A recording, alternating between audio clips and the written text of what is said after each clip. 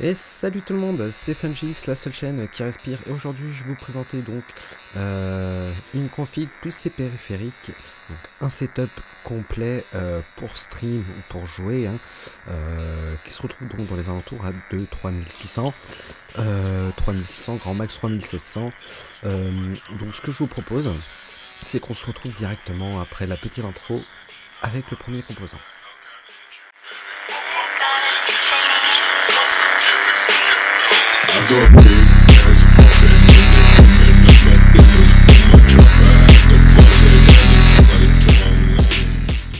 Donc nous revoilà les petits potes face au processeur, donc le AMD Ryzen 7 7800 X3D, donc processeur cadencé à 4,2 GHz et overclockable jusqu'à 5,0 GHz ou 5 GHz. Donc pareil, un processeur Weaker 16 threads, socket AM5, vu que c'est un processeur de série 7000.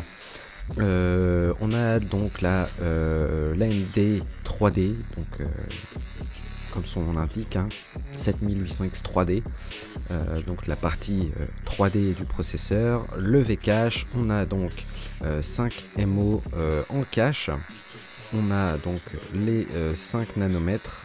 Au niveau du TDP, on a 120 watts, et bien évidemment c'est une version de boîte sans ventilateur, donc il n'y a pas de ventirad fourni avec ce processeur.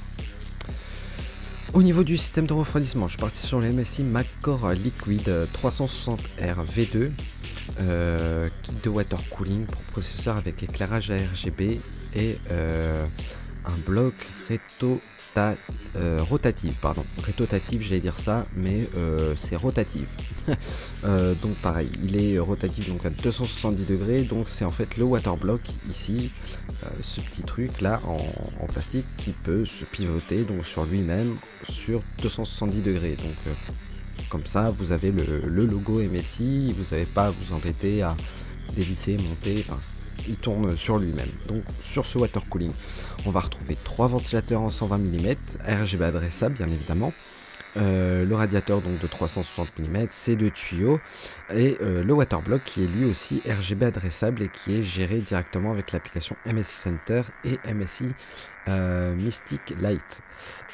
Donc voilà, là pour le coup pas d'écran, j'ai préféré rester sobre sur ce water cooling là, et sinon par ça très bon water cooling qui marche très bien. C'est une valeur sûre, on va dire ça.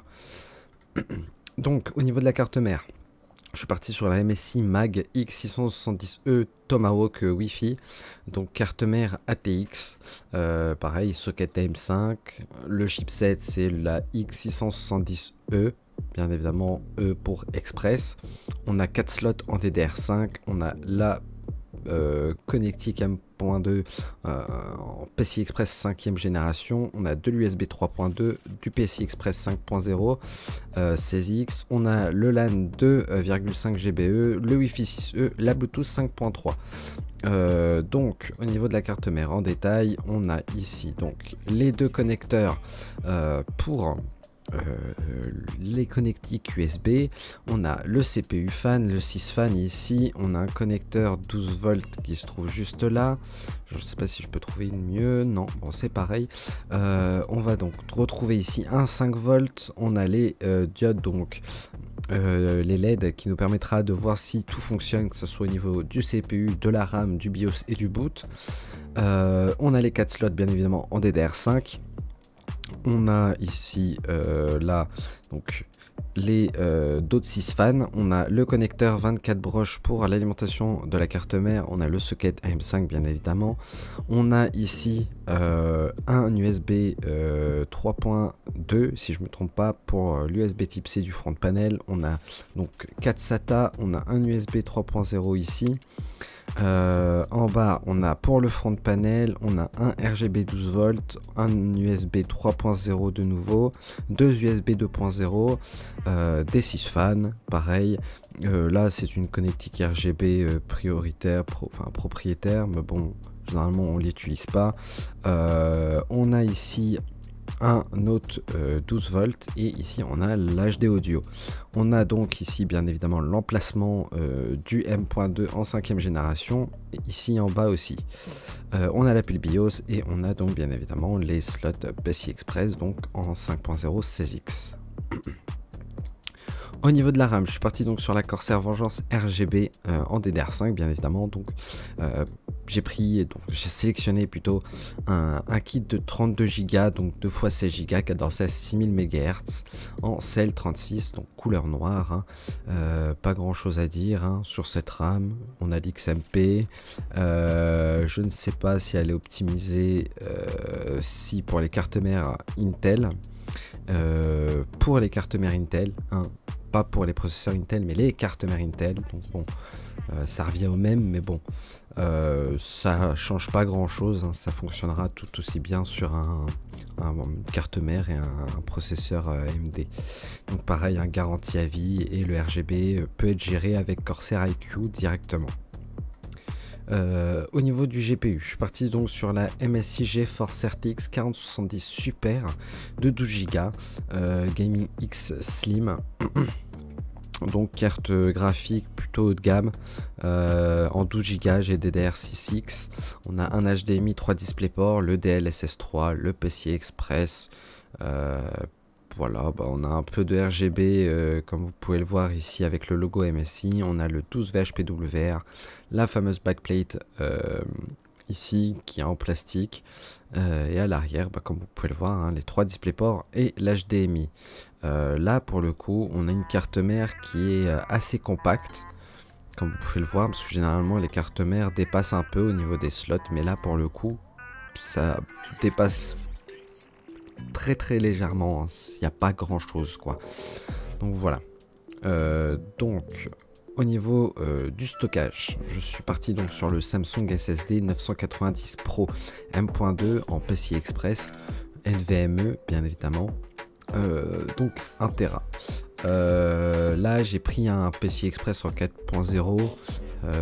Après rien ne vous empêche de prendre un T700 par exemple de chez Crucial qui lui sera en 5.0, par contre qui coûtera un peu plus cher que le Samsung.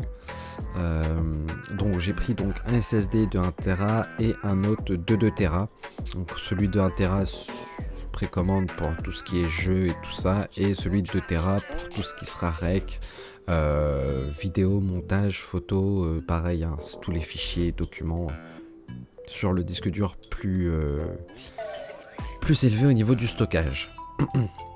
Au niveau du boîtier, je suis parti donc sur le MSI Meg Prospect 700R avec son fameux écran tactile de 4,3 pouces. Donc boîtier moyenne tour, hein, bien évidemment. On a ici l'écran, hein, comme vous pouvez le voir, qui est tactile. On peut gérer la LED, les RGB, et on peut aussi le personnaliser directement avec Mystic Light. Donc on a bien évidemment 3 ventilateurs de fournis avec des 120 mm bien évidemment en RGB adressable, 3 à l'avant et 1 à l'arrière. On a un panneau en verre trempé sur le côté. À l'arrière pareil, on a cette plaque en acier qui est trouée juste ici pour l'installation des ventilateurs. Et à l'arrière on a l'emplacement bien évidemment donc de l'alimentation, les slots et la plaque IO Shield juste là à côté du ventilateur en 120 mm. Au niveau de l'alimentation, je suis parti sur la MSI Meg AI 1300P en PCI 5 pardon. Donc alimentation full modulaire, à 1300 watts bien évidemment, hein, comme son nom l'indique pour le 1300p. On a la TX 12 volts 3.0 et certifié 80 plus Platinum. Écoutez, pareil, hein, carte mère haut de gamme, rien à dire dessus. On a toutes les connectiques qu'on retrouve et qu'on aura besoin, dont le 12 VHPWR, les PCI Express qui sont juste là, le CPU, les deux connectiques pour le 24 broches pour l'alimentation de la carte mère. On a le SATA et le Molex qui se trouve juste en haut. Voilà, je vais pas trop m'attarder sur l'alimentation. On a aussi plein d'autres options, hein. 80 plus Platinum que ce que j'ai dit. Qu'est-ce qu'on a d'autre? On a la taille du ventilateur qui est à 135 mm, format d'alimentation ATX EPS. Pareil, hein, pas grand chose à dire. On a le multi GPU Crossfire X qui est compris là-dedans. On a le SLI. Puis voilà quoi. On a l'ATX 3.0 mais pas le 3.1. Au niveau donc de la souris, le tout premier périphérique de ce setup, donc on a j'ai sélectionné plutôt la Logitech G502 Lightspeed, donc la G502, hein, maintenant une souris très connue hein, partout dans le monde, très bonne souris en wireless. Souris sans fil, droitier bien évidemment, avec le capteur optique en 16000 dpi. On a du coup 11 boutons programmables et rétroéclairage RGB avec Lightstick. Alors, bien évidemment, j'ai choisi cette carte, cette souris. J'aurais pu choisir la Dark West de chez Corsair, qui est très bien. Là pour le coup, il y a un peu moins de boutons programmables, mais celle-là propose pas mal d'options avec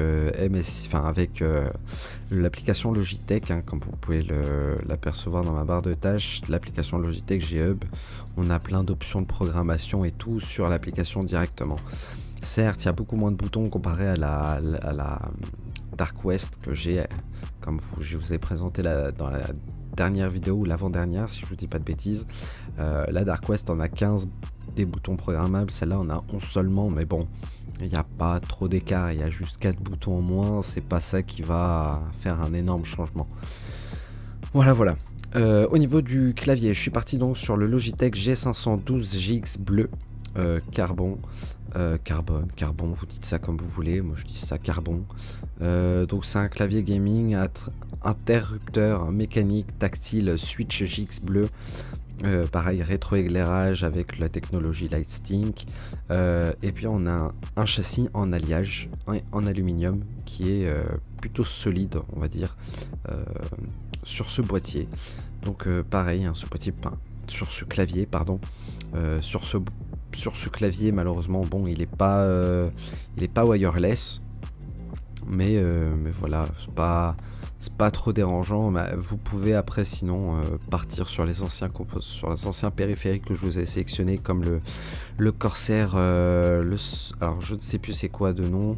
On a le K70 RGB Pro Mini que j'ai wireless, et on a la Darkstar wireless, qui sont eux pour le coup les deux en sans fil. Au niveau de l'écran, je suis parti sur le MSI LED, donc pareil, hein, 24 pouces, ce qui est conseillé hein, pour du stream et du gaming. C'est pas plus de 27 pouces, sinon c'est trop. Moi c'est ce que je conseille. Après bon, hein, libre à vous, vous pourrez partir sur un écran 32 pouces, mais bon, rien de mieux que de jouer sur un écran 24 ou 27 pouces, c'est plus agréable. Donc pareil, un écran Full HD, on a 1 milliseconde d'ALV1 incurvé, la format large on a à 16 neuvième, on a une fréquence à 180 Hz, on a le FreeSync Premium bien évidemment, et on a le DisplayPort et l'HDMI qui nous permettra donc d'afficher une image sur cet écran. Au niveau, pareil, de la webcam, c'est la même webcam, une valeur sûre, la Vermedia Live Streamer Cam 313, la caméra que j'utilise même actuellement, une caméra en Full HD. Bon, c'est pas comme chez Logitech, hein, c'est sûr, c'est pas de la 4K comme Logitech le font, mais elle marche tout aussi bien encore au jour d'aujourd'hui. C'est une bonne caméra. On peut la paramétrer avec l'application Avermedia, mais bon, moi personnellement je n'ai pas de réglage dessus, c'est sans filtre, sans rien. Et je trouve que c'est une très bonne webcam. Donc on a le CMOS2 MP, on a 2 microphones intégrés, on a le focus fixe et elle se connecte en USB. Et puis on a le fameux volet coulissant qui nous permet aussi de cacher ou d'ouvrir l'objectif. Au niveau donc du tapis de souris, j'ai cherché un tapis de souris assez sobre pour pas avoir trop de RGB. Donc voilà, Logitech G840, un très bon tapis de souris. On a pareil, tapis de souris gamer souple, en friction de surface modérée. On a la base antidérapante qui est juste en bas en caoutchouc. Pareil, c'est un tapis de souris pour le coup de 900 sur 400 cm. Millimètres, non, centimètres, pardon, ouais. Et l'épaisseur en 4 mm. Donc c'est plutôt pas mal, je trouve, comme tapis de souris. Et bien évidemment, au niveau du casque, un casque micro qui est très bon, le Logitech G Pro X Wireless Lightspeed Gaming Headset. Alors, en couleur noire, profitez-en parce que je vois que là il a 185 €. Normalement, il se retrouve dans les alentours de 220-230 €. Moi, c'est le prix où je l'ai acheté. Et franchement, il propose pas mal de trucs. Même, il a plein de trucs à programmer sur le G-Hub de chez Logitech. Et on a pareil, hein, le microphone, on a le surround. Le microphone est de très bonne qualité. On a la Blue Voice, hein, comme vous le saviez, la marque de microphone connue. Et bah, c'est un partenariat avec Logitech, donc ils ont mis leur micro intégré au casque qui peut bien évidemment s'enlever ou se rebrancher en jack. Pareil, hein, casque gaming sans fil. On a bien évidemment les coussins en mémoire de forme. Et bah voilà, hein, ils le disent ici, mousse à mémoire de forme. On a pareil, microphone pardon, unidirectionnel à technologie Blue Voice. On a le DTS Headphone X 2.0, le Circom oral fermé. Puis pareil, hein, on a tout ce qui est surround et tout ça. Je pense qu'ils doivent sans doute le dire ici dans la fiche technique, sinon ils doivent sans doute le dire ici. Voilà, un son surround dans 7.1. Et j'ai été vachement épaté sur ce casque et sur son surround. Donc voilà les petits potes, c'est la fin de cette vidéo, j'espère qu'elle vous aura plu. N'hésitez pas à vous abonner, à lâcher votre plus gros pouce bleu si ce n'est pas encore fait. N'hésitez pas à rejoindre le serveur Discord pour si vous avez des questions ou autres par rapport à cette config, à certains composants ou même à votre config perso. Je pourrais vous aider si je le peux, bien évidemment. Sur vos périphériques, hein, pareil, pour vous trouver des composants, ça sera avec grand plaisir. En description, vous retrouvez bien évidemment tous les composants et tous les périphériques dans la description. Les liens aussi, bien évidemment, de mes réseaux, donc Insta, Twitter, etc. J'en passe sur la description, bien évidemment, et aussi en bio sur la chaîne YouTube. Donc moi, je vous dis ciao, à une prochaine vidéo.